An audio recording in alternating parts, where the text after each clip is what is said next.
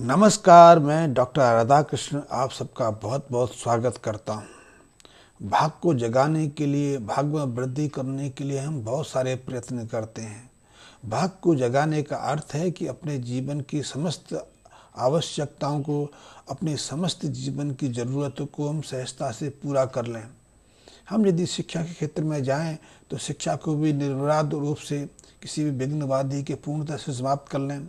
हम व्यापार के क्षेत्र में जाएं, हम जॉब के क्षेत्र में जाएं तो उसमें भी सफलता की प्राप्ति कर लें। हमें किसी तरह के अपने जीवन में कोई विघ्न बाधा या कष्ट का अनुभव ना हो, इसका अर्थ है कि भाग की वृद्धि करना, भाग को खोलना, भाग को जगाना। और यदि भाग जागृत है तो हमारे जीवन में किसी तरह की परेशानी खड़ी होती ही नहीं है। तो भाग को जगाने के लिए हम कई तरह के प्रयास करते हैं, कई तरह के यत्न करते हैं। इसीलिए हम व्यापार भी करते हैं, खेती बाड़ी भी करते हैं, मेहनत मजदूरी करते हैं। और इसी के लिए हम मंदिर जाते हैं, मंत्र आदि का उच्चारण करते हैं, हम पूजा पाठ करते हैं, तीर्थाटन करते हैं। हम बहुत सारे प्रयत्न अपने भाग को जगाने के लिए करते हैं। बहुत सारे लोग जुआ खेल के, शेयर मार्केट में उतर के या लॉटरी सट्टा में हाथ आजमा के अपने भाग को जगाना चाहते हैं, लेकिन बहुत सारे प्रयत्नों में हमारा कोई हाथ नहीं जाता। क्योंकि हम अच्छी शिक्षा प्राप्त कर लें तो ज़रूरी नहीं कि हम अच्छी नौकरी ही प्राप्त कर लें। हमारे पास पर्याप्त धन हो और हम कोई नया व्यापार शुरू कर लें तो ज़रूरी नहीं कि हम उस व्यापार में सफल हो ही जाएं।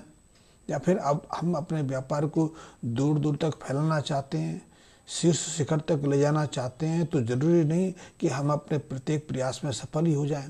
तो ऐसे में हम अपने भाग को अपने मनोनुकूल कैसे जागृत कर सकते हैं, कैसे उसकी वृद्धि कर सकते हैं और कैसे अपने जीवन की उस प्रतिष्ठा को, उस धन संपदा की जो प्राप्ति को सहज बना सकते हैं।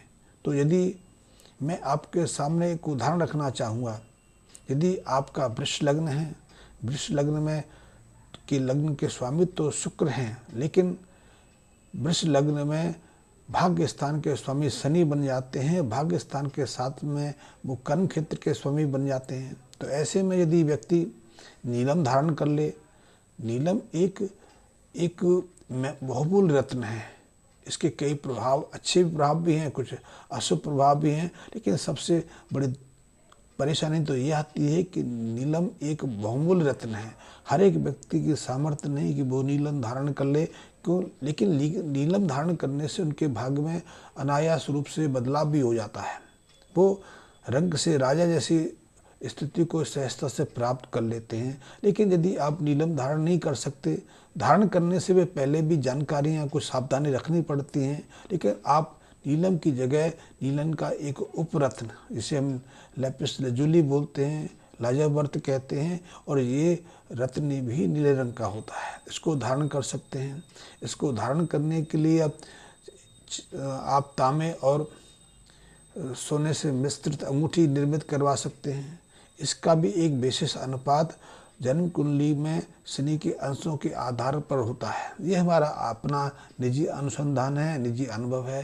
लेकिन लेपस लजुली धारण करके भी हम अपने भाग्य की वृद्धि कर सकते हैं, भाग का जागरण कर सकते हैं। क्योंकि ऐसे जातक जिनका वृष लग्न है, वो लेपिस लजुली या लाजावर्त धारण करते हैं, उनके भाग्य में वृद्धि होती है, भाग की रुकावटें दूर हो जाती हैं, वो अपने प्रत्येक कार्य में, प्रत्येक योजना में सफल होने लगते हैं। और सबसे बड़ी चीज़ तो ये है कि इसके कारण हमारे कर्म क्षेत्र को बहुत बल मिलता है।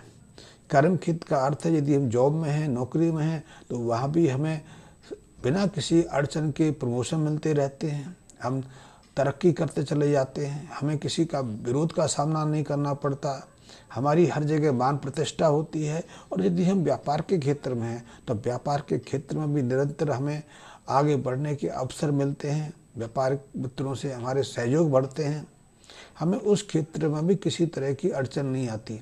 इसके अलावा यदि कोई सरकारी, कोई गवर्नमेंट की बंदिशें होती हैं, वो भी हमारे सामने नहीं आती। गवर्नमेंट के जो कार्य हैं, गवर्नमेंट के जो विभिन्न ऑफिसेस हैं, वो भी हमारी मदद करते हैं। और सबसे बड़ी चीज़ तो ये है कि यदि हम वृष लग्न में लैपिस लजुली धारण कर लेते हैं तो पिता के स्वास्थ्य पर और पिता के धन संपदा और व्यापार पर भी अनुकूल प्रभाव पड़ता है। हमें पिता का पूरा सहयोग मिलता है और पिता स्वयं भी अपने कार्य क्षेत्र में सफल होते हैं। इसका ये विशेष लाभ है। इसके अलावा यदि हम वृष लग्न में लैपिस लजुली धारण करते हैं तो हमें पक्षाघात का यानी कि पैरालिसिस का खतरा नहीं रहता। पक्षाघात के खतरे को या मांसपेशियों की शिथिलता को, क्योंकि ये व्याधि भी कुछ कारणों से एकाएक हम पे हमला कर देती है। हमारा चलना फिरना मुश्किल हो जाता है, हम अपंगता का जीवन जीने के लिए विवश हो जाते हैं, तो उससे भी हमारी सुरक्षा प्रदान करती है। क्योंकि देखा गया है बहुत सारे ऐसे अनुभव हैं, बहुत सारे हमारे पास ऐसी जन्म कुंडली हैं कि पक्षाघात जैसी बीमारी से बचाने में भी नीलम का ये उपरत्न लाजावर्त बहुत मदद करता है। वैसे तो ऐसे अनुभव भी हैं कि लाजावर्त के माध्यम से हम अपनी कई तरह की मानसिक परेशानियों को, मानसिक टेंशन को, हताशा को, निराशा को भी बदल देते हैं। हम आनंदपूर्वक, शांतिपूर्वक रहना सीख जाते हैं। हम छोटी मोटी बाधाओं को सहजता से पार कर लेते हैं। हम अवसाद जैसी स्थिति से भी सहजता से बाहर आ सकते हैं। आज के समय में तो अवसाद यानी कि डिप्रेशन की बीमारी भयंकर रूप धारण करती चली जा रही है। और आपको जानकर आश्चर्य होगा कि आज विभिन्न कारणों से हमारे समाज में कम से कम 12 से 15% लोग गहरे डिप्रेशन के शिकार हैं। और डिप्रेशन की ये शिकायत वृद्धावस्था में ही सामने नहीं आती। आजकल तो छोटे छोटे बच्चे, छोटे छोटे लड़की लड़के भी डिप्रेशन के शिकार हो रहे हैं। इसलिए कम उम्र में वो इतने हताशा, निराशा से भर जाते हैं कि एकाएक आत्महत्या कर लेते हैं, अपने जीवन से हाथ धो बैठते हैं। तो उससे बचाने में भी ये लाजावर्त यानी कि लैपिस लजुली बहुत मदद करता है। इस लैपिस लजुली के माध्यम से हम त्वचा संबंधी कई विकारों से, कई विकृतियों से बाहर आ जाते हैं, क्योंकि इसका प्रभाव भी अच्छा मिलता है।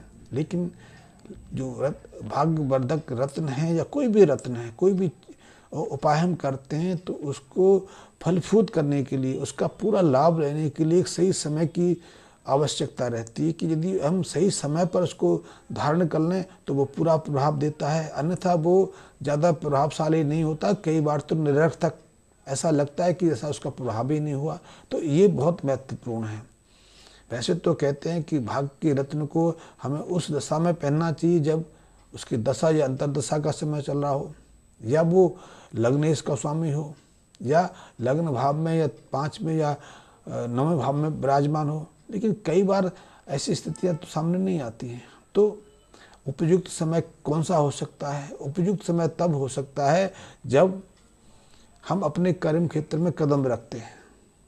हम कोई व्यवसाय करने जा रहे हैं, हम नौकरी की शुरुआत करने जा रहे हैं, तब यदि हम उपयुक्त रत्न को अपने शरीर पर धारण करेंगे तो उसका पूरा प्रभाव मिल जाता है। क्योंकि आप जैसे जानते हैं कि समय की हमारे जीवन में बहुत महत्वपूर्ण भूमिका है। यदि समय पर हमने शिक्षा की शुरुआत कर ली तो हम सहजता से उसे प्राप्त कर लेते हैं। अन्यथा आपने सुना होगा, शायद आपने अनुभव किया होगा कि आज से कुछ दशक पहले तो भारत में प्रौढ़ शिक्षा का प्रचलन था। प्रौढ़ शिक्षा था जिनकी उम्र निकल चुकी, जो प्रौढ़ावस्था में प्रवेश कर गए, उनको लिखना पढ़ाना सिखाने के लिए सरकार ने कई प्रयास किए, करोड़ों रुपए इस पर खर्च किए।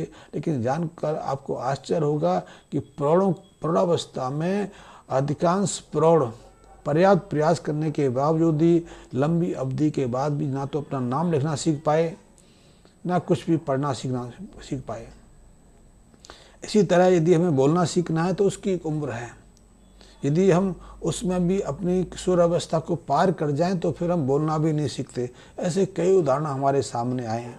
तो यदि हमें भाग्यवर्धक, लक खोलने वाले, भाग्य की वृद्धि करने वाले रत्नों का पूरा उपयोग लेना है तो सही समय का उपयोग बहुत आवश्यक है कि सही समय पर उसको धारण किया जाए।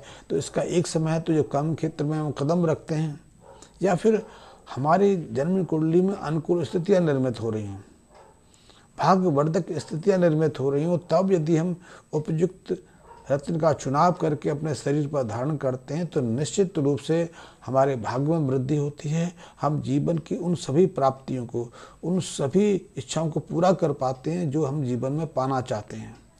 हम बड़ा व्यापार करना चाहते हैं तो उसके लिए भी ये रत्न ये उपाय बहुत महत्वपूर्ण होते हैं। यदि हम स्वस्थ रहना चाहते हैं, निरोगी रहना चाहते हैं, यश कमाना चाहते हैं, मान प्रतिष्ठा को हासिल करना चाहते हैं, तो इन सब के लिए भी ये जो लकी रत्न हैं, भाग्यशाली रत्न हैं, वो महत्वपूर्ण भूमिका निभाते हैं। लेकिन इसके लिए उपयुक्त रत्न का चुनाव और उपयुक्त समय की आवश्यकता है।